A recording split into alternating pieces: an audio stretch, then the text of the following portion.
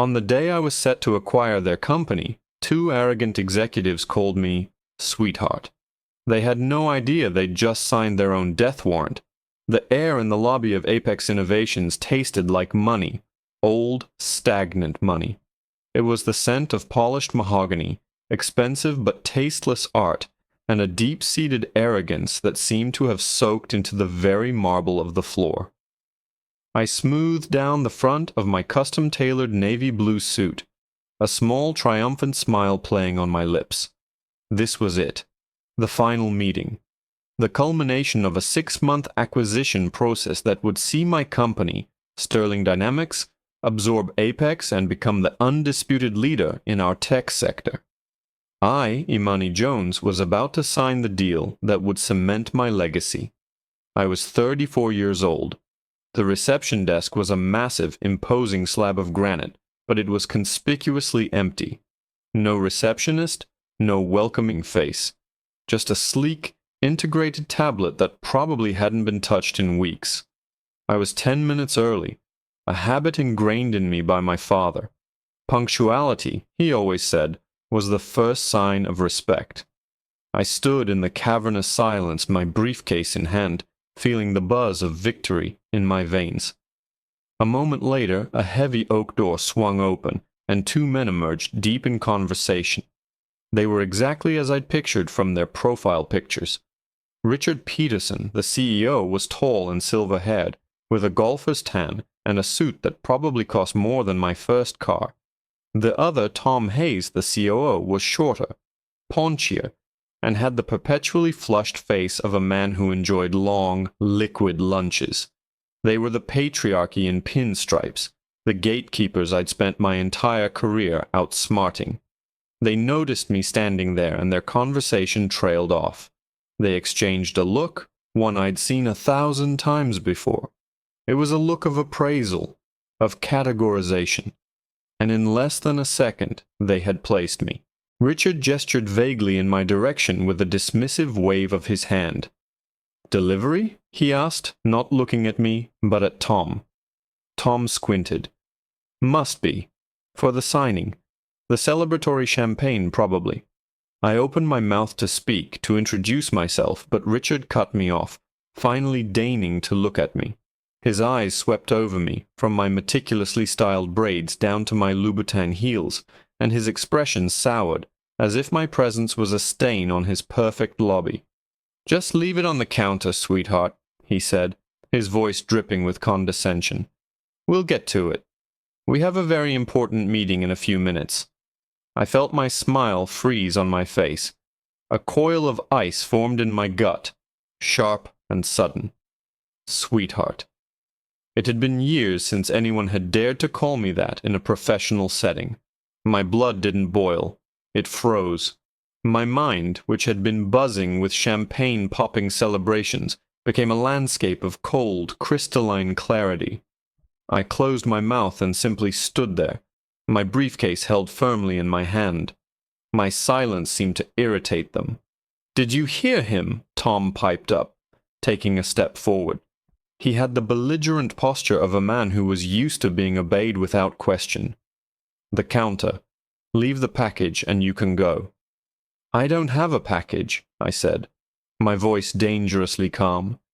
Richard let out an exasperated sigh, the kind one reserves for a particularly dim-witted child. "Look, we don't have time for this. The CEO of Sterling Dynamics will be here any minute. We can't have you cluttering up the reception area. If you don't have a delivery, then what do you want?" This was the moment I could have corrected them. I could have held up my briefcase, smiled brightly, and said, "I'm Imani Jones, CEO of Sterling Dynamics, and you must be Richard and Tom." I could have watched the blood drain from their faces and enjoyed a moment of awkward, satisfying triumph before we all pretended it never happened and got on with signing the deal that would make them both multi-millionaires. But as I looked at their smug, entitled faces, something inside me snapped. It wasn't just the sweetheart, or the assumption that a black woman in a power suit must be the help. It was the casual, effortless way they dismissed me as a person. The absolute certainty in their eyes that I could not possibly belong in their world. And in that instant, I decided they were right. I didn't belong in a world with them, but I had the power to evict them from mine. I was told to wait here, I said softly, letting a hint of confusion enter my voice. Richard's face hardened. Wait where? Who told you to wait here? We have a major corporate acquisition happening. This lobby needs to be clear. He looked past me, toward the glass front doors. You know what? Just wait outside. We'll call you if we need you. Go on. Run along. He pointed a thick, manicured finger towards the door. Wait outside. Like a dog. Like I was something to be shooed away before the important guests arrived. I held their gaze for a long moment, letting the insult hang in the air between us. I could see the impatience warring with their self-importance. Then I gave a small, almost imperceptible nod. Without another word, I turned on my heel, my heels clicking sharply on the marble, and walked out the gleaming glass doors. The air outside was cooler, and a light drizzle was just beginning to fall, misting the pristine corporate park. I didn't seek shelter under the awning. I stopped on the wet pavement, turned to face the building, and pulled out my phone. They were still visible through the glass, watching me, their expressions a mixture of annoyance and satisfaction. They had dealt with the nuisance. I pressed a number on my speed dial. It rang once before my CFO, David, picked up. Imani, are you inside? We're 5 minutes out. Change of plans, David, I said, my voice steady, my eyes locked on the two figures in the lobby. Call Marcus in legal. I want you to conference him in right now. And David? Yes?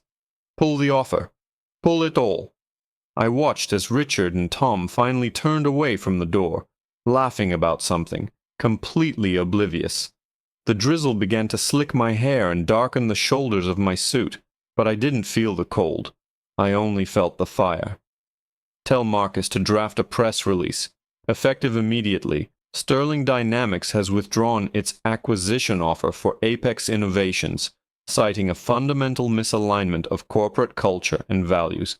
There was a beat of stunned silence on the other end of the line, broken only by the faint sound of traffic from David's car. Imani, pull the offer? The entire offer? We're scheduled to sign in less than 15 minutes. I'm aware of the schedule, David, I said, my voice as flat and unyielding as the concrete under my feet. The rain was heavier now, plastering strands of my braids to my cheeks. Conference in Marcus. A moment later, our chief legal counsel's voice, sharp and alert, joined the call. Imani, what's going on? David says you're pulling the Apex deal. That's correct, I stated, watching through the rain-streaked glass as Richard and Tom helped themselves to coffee from a ridiculously ornate machine in the corner of the lobby. They were laughing, completely at ease. The deal is off. I want the withdrawal filed, and the press release sent out in the next 10 minutes. I want the market to know before the opening bell.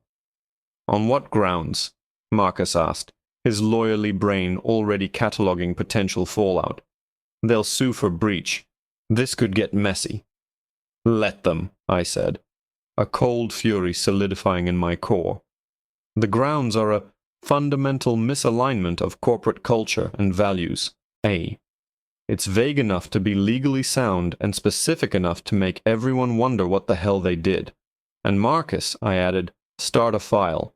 I want our opposition research team to do a deep dive on Peterson and Hayes. I want to know everything. Every disgruntled employee, every SEC filing, every questionable expense report. Everything. Imani, just tell us what happened, David pleaded. Did they try to renegotiate at the last minute? We can handle that. I finally tore my eyes away from the two men in the lobby. They failed the most basic test of character imaginable, David, and I will not tether the future of Sterling Dynamics to a company led by incompetent, arrogant fools. This is not a negotiation. It's a termination. Execute. I ended the call. For a few long minutes, I just stood there, letting the rain soak through the fine wool of my suit jacket. It was an expensive act of defiance, ruining a $4,000 suit, but it felt right. It felt like a baptism. I was washing away the residue of their condescension, cleansing myself of the naive expectation that my title and my success would ever be enough to shield me from this kind of casual degradation. Inside, I saw Tom check his expensive watch.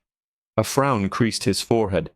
He said something to Richard, who shrugged and took another sip of coffee. 5 minutes passed. 10. Their relaxed posture began to stiffen. I saw Richard pull out his phone and make a call, his expression turning from impatient to annoyed. He was probably calling my assistant, who had been instructed by David to route all calls to voicemail. Then it happened. My own phone vibrated in my hand with the news alert I had been waiting for. The press release was live. A second later, both men inside flinched as their own phones buzzed in unison. I watched them read the screens. I saw the confusion morph into disbelief, then into pure, unadulterated panic. Richard's face went from a healthy tan to a pasty, sickly white. Tom dropped his ceramic coffee mug, and it shattered on the marble floor, the dark liquid spreading like a stain. Their heads whipped up, their eyes frantically scanning the empty lobby before landing on me, standing outside, in the rain, the sole audience to their private apocalypse. The gears turned behind their eyes, the horrible dawning comprehension twisting their features into masks of horror. They knew. The heavy glass doors burst open, and they stumbled out onto the wet pavement, heedless of the rain. The arrogance was gone, replaced by a desperate, fawning terror. "Miss Jones," Richard stammered, his voice cracking. "Imani Jones, CEO of Sterling Dynamics?" I just looked at him, my expression unreadable. There's been a terrible mistake," Tom babbled, gesturing wildly between me and the building. "A misunderstanding. We had no idea who you were." "Oh, I think you did," I said, my voice quiet but carrying over the sound of the rain. "You saw exactly who I was. You just made an assumption about what I was worth." "Please," Richard begged, taking a step closer. His expensive suit was already getting soaked. "We can fix this. Just call your people. Retract the statement. We'll sign right now. We'll do anything. This is insane. You're throwing away hundreds of millions of dollars because your feelings got hurt." I glanced down at my phone, where the pre-market ticker for Apex Innovations was already a waterfall of red. It was plummeting. The 9-figure golden parachute they'd been expecting had just evaporated into thin air.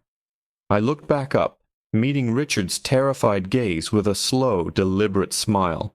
"No, Richard," I said, the words tasting like victory. "You threw away hundreds of millions of dollars because you couldn't see past your own bigotry. I'm just collecting the debris."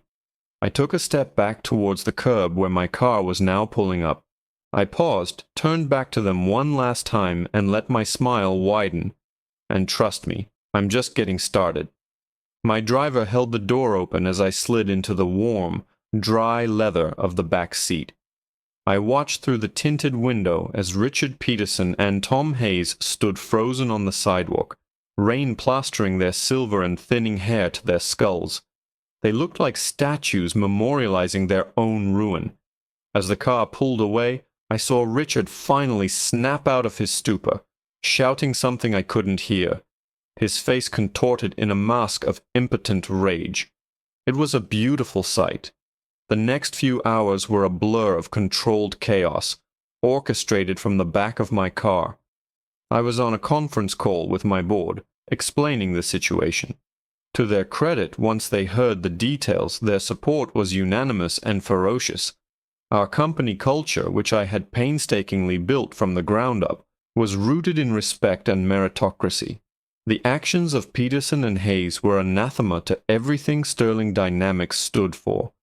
Tying our name to theirs would have been a cancer. By the time the market officially opened, Apex Innovation stock had cratered, losing over 60% of its value. Their board of directors, who had been gleefully planning their post-acquisition vacations, were now in full-blown panic. My phone lit up with calls from their numbers, their assistants, even their personal lawyers. I ignored them all. They had made their bed. The deep dive from my opposition research team, however, was where the real demolition began. It turned out Richard and Tom weren't just arrogant bigots. They were sloppy criminals. Marcus called me in the early afternoon, his voice buzzing with the thrill of the hunt. "You're not going to believe this, Imani," he said. "Apex has been cooking its books for the last 3 quarters. Nothing major, just massaging the numbers to make their growth look more attractive for the acquisition. But it's enough. It's shareholder fraud." "Is it traceable directly to them?" I asked, my heart beating a little faster. "Like a signed confession," Marcus confirmed. "Internal emails, a creative accounting spreadsheet on a shared drive. It's a slam dunk. We have a whistleblower. A mid-level accountant they fired last month after she raised concerns. She's been sitting on copies of everything, just waiting for someone to listen." I leaned back in my chair, looking out over the city from my corner office. The rain had stopped. "Send it all," I said. "Send it to the SEC. Send it to the New York Times. And leak it to that aggressive financial blogger who hates Peterson's golf buddy. Let's light this whole rotten structure on fire." The fallout was biblical. The SEC immediately launched a formal investigation and froze all of Peterson and Hayes' personal assets.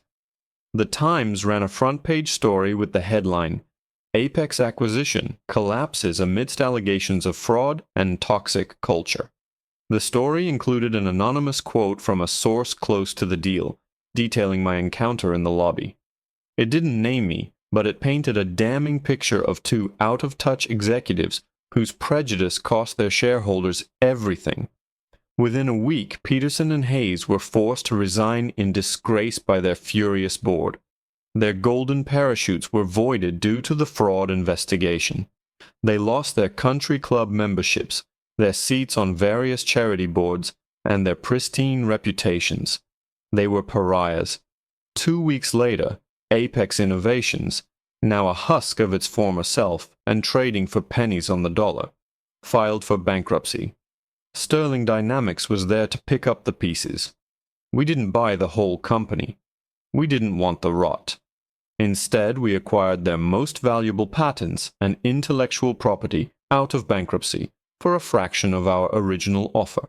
And we made targeted offers to their best and brightest engineers, the actual talent that had built the company's value, offering them a new home where their work would be appreciated and their leadership wasn't morally bankrupt. The final, most satisfying moment came about a month after that rainy morning. I was having lunch at a quiet, upscale restaurant when I saw a familiar face. Tom Hayes was working there, not as a manager but as a host. His expensive suit was gone, replaced by a cheap, ill-fitting blazer and a name tag.